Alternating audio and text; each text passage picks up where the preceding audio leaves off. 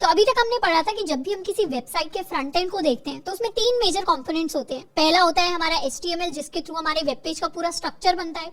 दूसरा होता है CSS, जो हमारी वेबसाइट के ऊपर स्टाइलिंग अप्लाई करने के लिए यूज होती है। और अब हम पढ़ने वाले हैं अपना तीसरा मेजर और इनफैक्ट सबसे लंबा, सबसे बड़ा कंपोनेंट, जो होता है जावास्क्रिप्ट। जावास्क्रिप्ट की मदद से हम अपनी वेबसाइट्स और वेब पेजेस के ऊपर फंक्शनैलिटीज ऐड करते हैं। फंक्शनैलिटी कहने का क्या मतलब है? जैसे अगर हम Amazon की वेबसाइट पर जाएं, इस वेबसाइट पर अगर हम टाइप करके लेट्स से कुछ सर्च कर रहे हैं, तो ये जो सर्च के लिए ऑप्शंस आ रहे हैं, डिफरेंट चीजें आ रही हैं, जो सर्च बटन काम कर पाएगा, ये सारी की सारी चीजें पॉसिबल हो पा रही हैं जावास्क्रिप्ट की मदद से। यहाँ पर हम जो हमारे आइटम्स हैं उनको कार्ट के अंदर ऐड कर सकते हैं, उन्हें हम रेटिंग दे सकते हैं, इन्हें हम फिल्टर कर पा रहे हैं। लेट्स सपोज अगर हमें प्राइस के बेसिस पर फिल्टर करना है या कस्टमर रिव्यूज के बेसिस पर अगर हमें फिल्टर करना है, तो ये सारी चीजें जावास्क्रिप्ट की मदद से पॉसिबल हो पाती है। सिर्फ ये वेबसाइट नहीं, हमारे पास बहुत सारी वेबसाइट्स हैं जिनका हम एग्जांपल ले सकते हैं। लेट्स सपोज हम लेंसकार्ट की वेबसाइट पर जाते हैं एंड अगर हम इस तरीके की कोई वेबसाइट देख रहे हैं, let's suppose we are searching for computer glasses, और यहाँ पर अगर एक आइटम को हम शॉर्टलिस्ट कर पा रहे हैं, उसको हार्ट दे पा रहे हैं, लिस्ट से क्लियर कर पा रहे हैं, अगर हम क्लिक करके डिफरेंट कलर्स हैं, जैसे यहाँ पर हम पैनल्स पे क्लिक करें तो इस तरीके से चीजें अगर चेंज हो पा रही हैं, हमारे फ्रेम्स चेंज हो पा रहे हैं, तो ये सारी की सारी चीजें जो होती हैं एक वेबसाइट के ऊपर, जो एक वेबसाइट को और ज्यादा फंक्शनल बनाती हैं। अभी तक हमने सीखा कि वेबसाइट के ऊपर स्ट्रक्चर कंटेंट कैसे डालना है और उनको स्टाइलिश कैसे बनाना है, पर उनको एक्चुअली फंक्शनल बनाना है ताकि लोग आकर उनको यूज कर पाए, किसी प्रोडक्टिव तरीके से वो काम आ पाए किसी के। वो सारी की सारी चीजें हमारी जावास्क्रिप्ट पॉसिबल करती है। तो एक तरीके से एक मैजिकल कंपोनेंट है जावास्क्रिप्ट जब भी हम किसी भी वेबसाइट के फ्रंट एंड की बात करते हैं। अब जावास्क्रिप्ट में शुरुआत में हम सबसे पहले कुछ फंडामेंटल्स को कवर करेंगे। फंडामेंटल्स कहने का मतलब है कि अगर हमने कॉलेज में C++, जावा जैसी कोई लैंग्वेज पढ़ी है, तो उसके अंदर हमने शुरुआत में किसी भी लैंग्वेज को सीखने के लिए प्रोग्रामिंग सीखी होगी, तो वैसी ही प्रोग्रामिंग हम जावास्क्रिप्ट के लिए सीखने वाले हैं। यहाँ पर अभी तक हमने HTML को सीखा है जो एक मार्कअप लैंग्वेज है, CSS को सीखा है जो एक स्टाइलिंग लैंग्वेज है, और अब हम जावास्क्रिप्ट को सीखेंगे जो एक प्रोग्रामिंग लैंग्वेज है। प्रोग्रामिंग लैंग्वेजेस स्टाइलिंग और मार्कअप लैंग्वेजेस से थोड़ी सी एक लेवल ऊपर होती हैं, क्योंकि प्रोग्रामिंग लैंग्वेजेस को यूज करके हम लॉजिक बिल्ड कर पाते हैं। जितनी भी चीजें लॉजिकल आप देखते हैं कोडिंग के अंदर, जितनी भी चीजें जिसमें सोचने में टाइम लगाता है एक प्रोग्रामर, इनफैक्ट फ्रंट एंड के अंदर जो सबसे चैलेंजिंग पार्ट रहेगा इन टर्म्स ऑफ लॉजिक, वो आपका होने वाला है जावास्क्रिप्ट के अंदर। तो शुरुआत में जावास्क्रिप्ट को वेबसाइट पर कैसे यूज करते हैं, उससे पहले हम क्या करने वाले हैं, JS को हम एज अ प्रोग्रामिंग लैंग्वेज सीखेंगे। यानी इसके अंदर वेरिएबल्स किस तरीके से काम करते हैं, इसके अंदर क्या क्या तरीके का हम डेटा डिफाइन कर सकते हैं, इसमें हम लूप्स कहने का क्या मतलब होता है, कंडीशंस को कैसे अप्लाई कर सकते हैं, एरेज क्या होते हैं, ऑब्जेक्ट्स क्या होते हैं, इस तरीके की कई सारी डिफरेंट चीजें हम सीखने वाले हैं जिनके बारे में अभी हमें आइडिया नहीं है। पर जैसे ही हम जावास्क्रिप्ट के बेसिक्स एंड फंडामेंटल्स को कवर कर लेंगे, हम जावास्क्रिप्ट में बहुत अच्छा प्रोग्रामिंग करने लग जाएंगे एंड उसके बाद हम बढ़ेंगे कि कैसे जावास्क्रिप्ट को हम वेबसाइट्स के ऊपर यूज कर सकते हैं। तो इस चैप्टर के साथ हम शुरुआत कर रहे हैं जावास्क्रिप्ट के फंडामेंटल्स के साथ। अब HTML और CSS पढ़ने में हमें जितना टाइम लगा था उससे कंपैरेटिवली हमें थोड़ा ज्यादा टाइम लगने वाला है जावास्क्रिप्ट को पढ़ने में, पर ये सारा टाइम वर्थ इट होने वाला है, क्योंकि जावास्क्रिप्ट हमारे लिए एक बहुत ज्यादा कोडिंग के अंदर, प्रोग्रामिंग के अंदर मैजिकल चीज को ओपन अप करेगी। अभी तक हमने कोडिंग को थोड़ा सा वेबसाइट्स के पर्सपेक्टिव से सीखा है, पर एक बार हमने जावास्क्रिप्ट के फंडामेंटल्स को कवर कर लिया तो उसके बाद हम कोडिंग को प्रोग्रामिंग एस्पेक्ट से और ज्यादा समझने लग जाएंगे। हमारे पास बहुत सारी अपॉर्चुनिटीज हैं जावास्क्रिप्ट के अंदर, टेक्नोलॉजी के अंदर, वेब डेवलपमेंट के अंदर, जो काफी ज्यादा ओपन अप होने वाली है। एंड इनफैक्ट JS को पढ़ते टाइम हम कई सारे कॉन्सेप्ट्स ऐसे सीखेंगे जो कल को अगर जाकर आपको डेटा स्ट्रक्चर्स एल्गोरिथम करने हैं जावा जैसी लैंग्वेज में, C++ जैसी लैंग्वेज में, C जैसी लैंग्वेज में, या आपको पाइथन पढ़ना है, तो डिफरेंट जो दूसरी प्रोग्रामिंग लैंग्वेजेस होती हैं उनको समझने और उनको एक्चुअली जाकर चीजें इंप्लीमेंट करने में भी आपको हेल्प मिल रही होगी। तो JS के अंदर आने वाले कुछ चैप्टर्स में हम वो फंडामेंटल टॉपिक्स पढ़ेंगे जो सिर्फ JS के नहीं बल्कि बहुत सारी मल्टीपल प्रोग्रामिंग लैंग्वेजेस के अंदर यूज होते हैं। तो हमारा ये जो फर्स्ट चैप्टर है इसके अंदर हम कवर करने वाले हैं वेरिएबल्स, एंड हम किस किस टाइप के वेरिएबल्स को जावास्क्रिप्ट के अंदर डिफाइन कर सकते हैं। तो शुरुआत करते हैं अपने जावास्क्रिप्ट के चैप्टर 1 के साथ। अब जावास्क्रिप्ट के साथ शुरुआत करने से पहले हम क्या करेंगे, अपना थोड़ा एनवायरनमेंट सेटअप करेंगे, यानी हम कंसोल के बारे में सीखेंगे। जैसे HTML का कोड लिखने से पहले हमने VS कोड को इंस्टॉल किया था, तो हमने इंश्योर किया था कि हमारा एनवायरनमेंट तैयार है कि कहां पर हमें कोड लिखना है। अब जावास्क्रिप्ट का कोड वैसे तो हमें VS कोड के अंदर ही लिखना है, क्या, जावास्क्रिप्ट की फाइल बनाकर। जैसे हमने .html लिखकर HTML की फाइल बनाई थी, .css लिखकर CSS फाइल बनाई थी, वैसे ही हम .js लिखकर जावास्क्रिप्ट की फाइल्स बना सकते हैं। बट ये वाला तरीका हम अभी इंप्लीमेंट नहीं करने वाले। वैसे तो प्रोजेक्ट्स बनाने में या कंपनी के अंदर काम करने में या different day to day JavaScript लिखने में हमें यही तरीका इंप्लीमेंट करना है, यानी वीएस कोड के ऊपर फाइल बनानी है।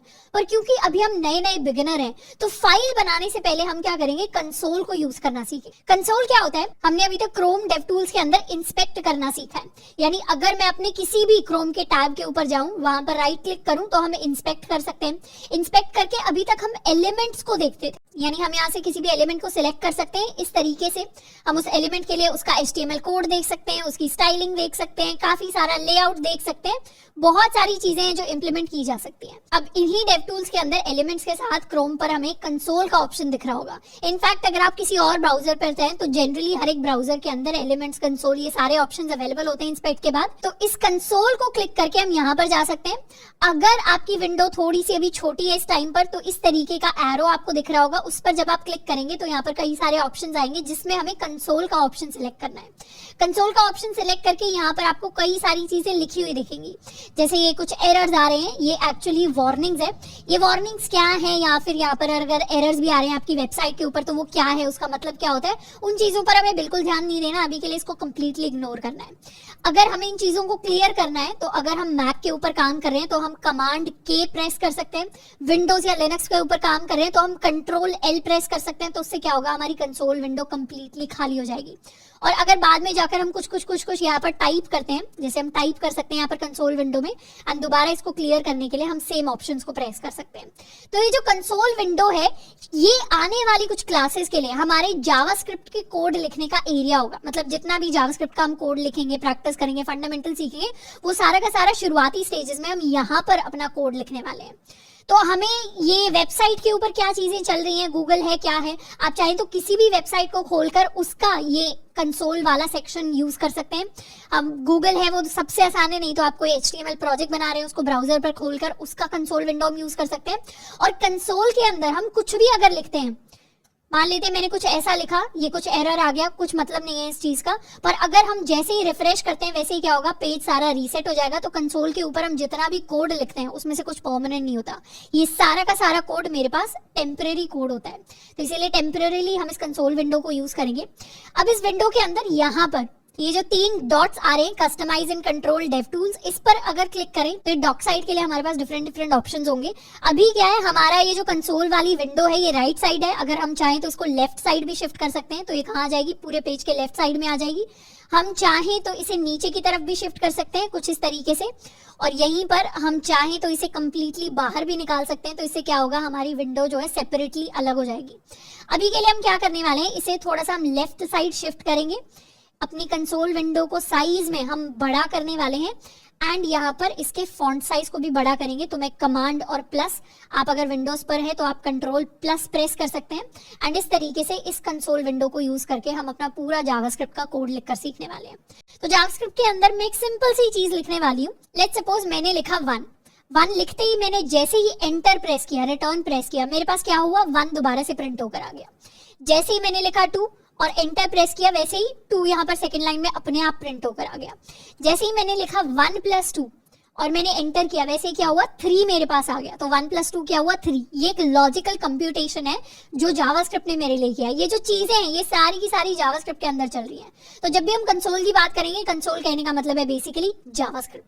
अब सीखते हैं कि कंसोल में जो चीजें मैंने एंटर कर रही हूँ या जो चीजें मेरे पास प्रिंट होकर आ रही है, एंटर जो मैंने की है वो आपको ग्रीन कलर में दिख रही होगी, जो खुद से प्रिंट होकर आ रही है वो पर्पल कलर में दिख रही होगी। तो इन सब चीजों का मतलब क्या है, हमारा जो कंसोल होता है जिसके ऊपर हम कुछ क्लासेस के अंदर कोड लिखने वाले हैं, ये रेपल REPL को यूज करता है।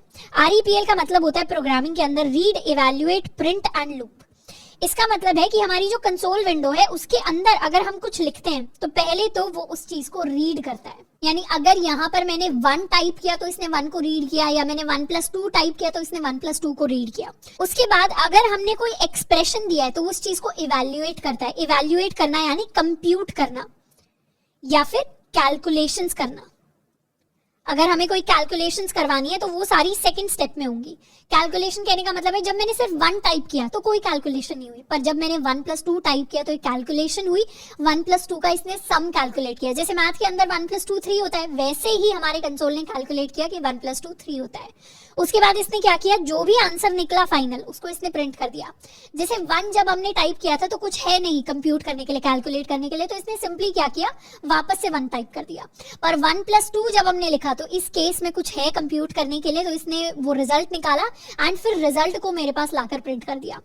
एंड फाइनली 4th स्टेप होता है लूपिंग का। लूप यानी दोबारा से प्रोसेस को रिपीट करो। तो हमारी कंसोल विंडो क्या करती है, पहले रीड करती है, फिर इवैल्यूएट करती है, फिर प्रिंट करती है एंड दोबारा से लूप, फिर दोबारा रीड, इवैल्यूएट, प्रिंट एंड दोबारा से लूप। तो इस तरीके से हम जितना चाहें उतना मर्जी कोड अपनी कंसोल विंडो के अंदर लिख सकते हैं। तो अभी के लिए हम सारा कोड यहीं पर लिखकर प्रैक्टिस करने वाले हैं। REPL, read, evaluate, print, loop, इस कॉन्सेप्ट पर हमारा कंसोल काम करेगा। जब भी हम कंसोल को यूज करने, ये चीज याद रखनी है कि ये कोड परमानेंट नहीं है। ऐसा नहीं होगा कि आप इस कोड को सेव कर पाएंगे या ये हमेशा आपके पास रहेगा। तो कंसोल विंडो को सिर्फ हम प्रैक्टिसिंग के लिए यूज कर रहे हैं, शुरुआती स्टेजेस पर एज अ बिगिनर इसको यूज कर रहे हैं। अब एक और चीज, एक शॉर्टकट मैं आपको सिखा देती हूँ। क्लियर करने का मैंने आपको शॉर्टकट सिखा दिया है कि अगर हम मैक के ऊपर हैं, मैं आपको लिखकर भी बता देती हूँ कि अगर हमारे पास विंडो के ऊपर हमने बहुत सारी चीजें कर दी हैं और अगर हमें अब क्लियर करना है चीजें, तो अगर हम मैक के ऊपर हैं तो हमें Command+K प्रेस करना है, और अगर हम विंडोज पर या लिनक्स पर हैं तो हमें Ctrl+L प्रेस करना है। अब उसके अलावा एक और शॉर्टकट होता है, जो हमारी कीबोर्ड के ऊपर एरो कीज होती हैं, उसमें से एक अपवर्ड एरो वाली की होती है, यानी कुछ ऐसी की होगी, एक डाउनवर्ड एरो वाली की होगी। जैसे ही हम अपवर्ड की को प्रेस करते हैं ना, तो पुरानी चीजें जितनी भी हमने टाइप की थी ये सारी की सारी हमारे पास वापस आनी शुरू हो जाती है। और जैसे हम डाउनवर्ड की तरफ प्रेस करते हैं तो नई वाली चीजें वापस आनी शुरू हो जाती हैं। तो पुराना, अगर हमने कोई कमांड लिखी थी, कोई और चीज लिखी थी और उसको हमें वापस से लिखना है, तो दोबारा पूरा टाइप करने की जरूरत नहीं है। हम सिंपली अपवर्ड एंड डाउनवर्ड की को यहाँ पर यूज कर सकते हैं। यहाँ पर मैं आपको थोड़ा सा अर्ज करूंगी कि एक बार पॉज करना है और खुद से अपवर्ड डाउनवर्ड की को थोड़ा सा टेस्ट करके देखना है कि एक्चुअली कौन से वाली कमांड आपके पास वापस आ रही है। अभी इन सारी चीजों का क्या मतलब है, 1 + 2 हमने क्यों टाइप किया, इसने 1 + 2 3 कैसे कैलकुलेट कर लिया, या 1 का इसने 1 कैसे प्रिंट करवाया, वो उन सारी चीजों के हमें डिटेल में नहीं जाना। बेसिकली कंसोल के ऊपर हम अपना कोड लिखना शुरू करने वाले हैं और इसके बाद हम सीखेंगे कि जावास्क्रिप्ट में कोड लिखने का मतलब एक्चुअली होता क्या है। सबसे पहले हम बात करने वाले हैं जावास्क्रिप्ट के अंदर वेरिएबल्स के बारे में। अब वेरिएबल्स को समझने से पहले एक छोटा सा नोट सभी स्टूडेंट्स के लिए कि अभी तक हम क्या करते थे, जब भी सीएसएस का कोड लिखते थे एचटीएमएल को लिंक करके लिखते थे। वैसे ही जब भी हम सीएसएस और एचटीएमएल को लिखते हैं उसके साथ हम जावास्क्रिप्ट को लिंक करते हैं। और अभी के लिए हम एचटीएमएल सीएसएस को नहीं पढ़ने वाले, हम सिर्फ प्योर जावास्क्रिप्ट पर फोकस करेंगे। तो आने वाले कुछ चैप्टर्स के अंदर एचटीएमएल सीएसएस को थोड़ा सा साइड में करते हुए सिर्फ जावास्क्रिप्ट के कॉन्सेप्ट्स और लॉजिक को समझने में हमें ध्यान देना है। तो सबसे पहले वेरिएबल्स की अगर बात करें तो वेरिएबल को बहुत सिंपल भाषा में अगर समझना है तो इसका मतलब होता है name of a storage location. यानी जितनी भी इंफॉर्मेशन एक कोड के दौरान, जो भी हम कोड लिखते हैं जावास्क्रिप्ट का या कोई भी प्रोग्राम बनाते हैं या कोई भी अगर हमने वेबसाइट बनाई है, उस वेबसाइट के अंदर जितनी भी इंफॉर्मेशन हम स्टोर कर रहे हैं ना कोड के अंदर, वो सारी की सारी वेरिएबल्स की फॉर्म में स्टोर होती है। तो वेरिएबल्स हमारे पास कंटेनर्स होते हैं। जैसे हमारे किचन के अंदर आपने देखा होगा कोई एक मसाले का डब्बा है, कोई एक आपके पास चाय पत्ती का डब्बा होता है, कोई एक चीनी का डब्बा होता है। ऐसे ही अलग अलग तरीके के आपके पास कंटेनर्स होते हैं जो कुछ ना कुछ सामान स्टोर कर रहे होते हैं। वैसे ही कोड के अंदर इंफॉर्मेशन को स्टोर करने के लिए, सामान को स्टोर करने के लिए जो कंटेनर होता है उसको हम वेरिएबल कहते हैं। अब वेरिएबल्स हमने ये पहले भी यूज किए होंगे। अगर आपने बेसिक मैथ पढ़ी होगी, बिल्कुल एडवांस मैथ की मैं बात नहीं कर रही, 6th 7th 8th क्लास वाली मैथ, जिसमें लेट्स सपोज अगर हमें कोई रेक्टेंगल दिया होता था। अब रेक्टेंगल के अंदर इसकी जो साइड्स होती थी ना, वो हमें ए और बी की टर्म्स में देते थे। यानी यहाँ पर हमें बता दिया जाता था कि ये वाली जो साइड है ये ए है, ये वाली जो साइड है ये बी है। और मुझे बता दिया जाता था ए की वैल्यू 5 के बराबर दी हुई है, बी की वैल्यू 10 के बराबर दी हुई है। तो अगर मुझे इस रेक्टेंगल के लिए लेट्स सपोज एरिया अगर कैलकुलेट करना है तो हम वो कैलकुलेट कर सकते थे by multiplying A into B. अगर मुझे इसका पेरीमीटर कैलकुलेट करना है तो 2 इंटू a प्लस बी। तो इस तरीके से हम एरिया भी कैलकुलेट करते थे, पेरीमीटर भी कैलकुलेट करते थे। एंड सेम चीज स्क्वायर के लिए होती थी। अगर मुझे सर्कल दिया है तो उसके लिए हम रेडियस कैलकुलेट कर लेते थे। तो इस तरीके से अलग अलग फॉर्मूले होते थे। अब अगर हमें यहाँ पर बताया जाए कि a की वैल्यू 5 है और b की वैल्यू 10 है, तो a इंटू बी एरिया कितना होगा? एरिया होगा 50 के इक्वल। लेकिन कल को अगर हमारे पास कोई बड़ा या डिफरेंट शेप का रेक्टेंगल आ जाता है तो उसमें हो सकता है a की वैल्यू 5 से हटकर अब 10 में कन्वर्ट हो जाए, b की वैल्यू 10 से बढ़कर अब 20 में कन्वर्ट हो जाए।